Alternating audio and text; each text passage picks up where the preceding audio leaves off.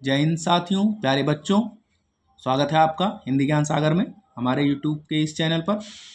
और आपको आज मैं फिर से वही चैप्टर पढ़ाने जा रहा हूँ, चीटी। ये देखिए आपके सामने मैं कर दे रहा हूँ, नहीं तो आप परेशान हो जाएंगे कहाँ से सर पढ़ा रहे हैं।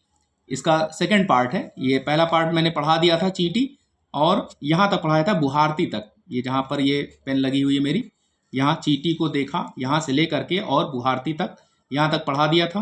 और नेक्स्ट वीडियो मैंने बताया था कि मैं सेकंड पार्ट पढ़ाऊंगा, यहाँ से लेकर चीटी है सामाजिक प्राणी से और कभी न टलती। चीटी है सामाजिक प्राणी से लेकर कभी न टलती। तो चीटी को देखा, चीटी को देखा, यानी पहली ही पंक्ति में क्वेश्चन पूछ दिया है। सुमित्रा नंदन पंत जी ने चीटी के बारे में पूछ लिया कि आपने कभी चीटी देखा। और चीटी के बारे में काफ़ी कुछ वर्णन मैंने पहली वीडियो में किया है, व्याख्या की है, आप देख लीजिएगा। तो हम यहाँ से पढ़ते हैं कि चीटी है प्राणी सामाजिक, वह श्रमजीवी वह सुनागरिक। देखा चीटी को उसके जी को, भूरे बालों की सी कतरन, छिपा नहीं उसका छोटापन। वह समस्त पृथ्वी पर निर्भय, विचरण करती श्रम में तन्मय। बच्चों, यहाँ पर बगल में रेलवे स्टेशन है। इसके पहले भी वीडियो में बार बार हार्न, गाड़ी ट्रेन यानी हार्न देती है, तो उसका आवाज़ यहाँ तक आती है। और काफ़ी बिल्डिंगें टूट गई, इस वजह से और दिक्कत होती है। पहले तो कम आती थी, अब ज़्यादा आने लगी। थोड़ा सा डिस्टर्ब हो गया पढ़ाने में, कोई बात नहीं, उसके लिए मुझे खेद है। और अब फिर से देखिए, भूरे बालों की सी कतरन, छिपा नहीं उसका छोटापन। वह समस्त पृथ्वी पर निर्भय, विचरण करती श्रम में तन्मय। वह जीवन की जिंदगी अक्षय, वह भी क्या देही है तिलसी, प्राणों की रिलमिल झिलमिल सी। दिन भर वह मीलों चलती, अथक कार्य से कभी न टलती। चीटी को देखा।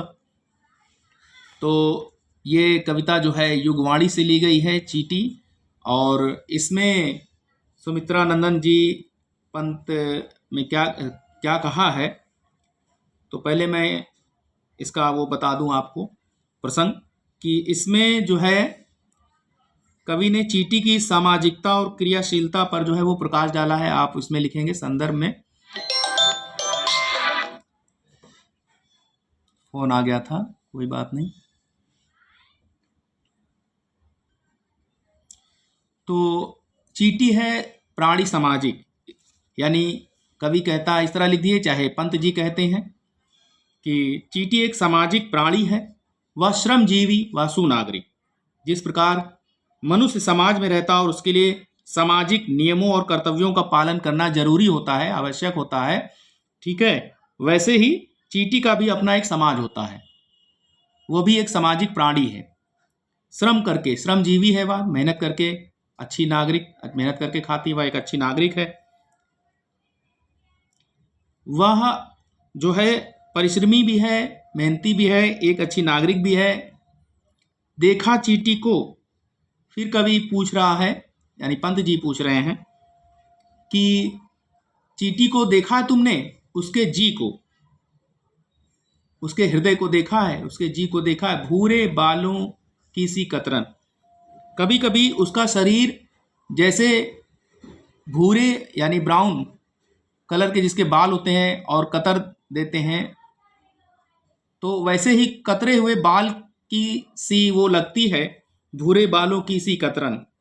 बिल्कुल बालों जैसा उसका शरीर छोटा और पतला है, उसका छोटापन किसी से छिपा नहीं है, छिपा नहीं उसका छोटापन। तो उसका छोटापन किसी से छिपा नहीं है। बच्चे भी जानते हैं चीटी कितना छोटा जीव है। वह समस्त पृथ्वी पर, पूरे धरती पर निर्भय होकर बड़ी निडरता के साथ विचरण करती, घूमती रहती है, श्रम में तन्मय। पूरी लगन के साथ, पूरी मेहनत के साथ अपने काम में लगी रहती है, वह जीवन की चिंगी अक्षय, वह जीवन की चिंगी चिंगारी के समान है। अक्षय चिंगारी यानी कभी न खत्म होने वाली, अक्षय माने खत्म और अक्षय माने कभी न खत्म होने वाली। तो वह जीवन की कभी न खत्म होने वाली अक्षय चिंगारी के समान है। यहाँ पर भी देखिए वह जीवन की चिंगी अक्षय है ना। यहाँ पर आपका अलंकार भी हो गया, अनुप्रास और उपमा, और भूले भूरे बालों की सी कतर, यहाँ पे भी सी आया है, यहाँ पर भी आपका उपमा अलंकार हो गया। तो वह जीवन की कभी ना खत्म होने वाली चिंगारी के समान है, वह भी क्या देही है तिल सी। आगे कवि कहता है, पंडित जी कहते हैं कि चींटी का शरीर जो है वो बड़ा छोटा है, कैसा है, तिल के समान।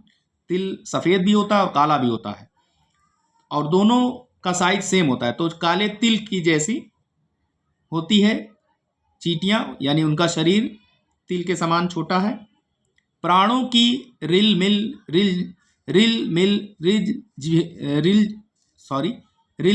झिलमिल सी, दिन भर में वह मीलों चलती, अथक कार्य से कभी न टलती। वह प्राणों की चमक और झिलमिलाहट के समान है। प्राणों की रिलमिल झिलमिल सी, यहाँ पर भी सी आ गया है, यानी प्राणों की चमक और झिलमिलाहट की तरह है चींटी, उपमालंकार। दिन भर वह मीलों चलती, वह इतनी मेहनती है कि दिन भर मीलों चली जाती है।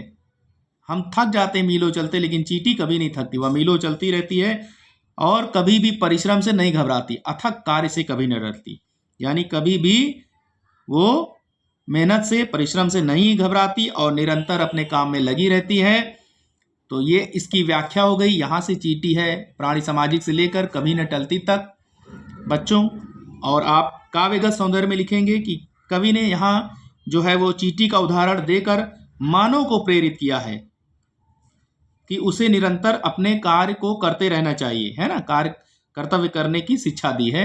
ये आप काव्यगत सौंदर्य में लिखेंगे एक लाइन। और रस छंद अलंकार गुण भी लिखेंगे कि भाषा इसकी जो है वो साहित्यिक खड़ी बोली है।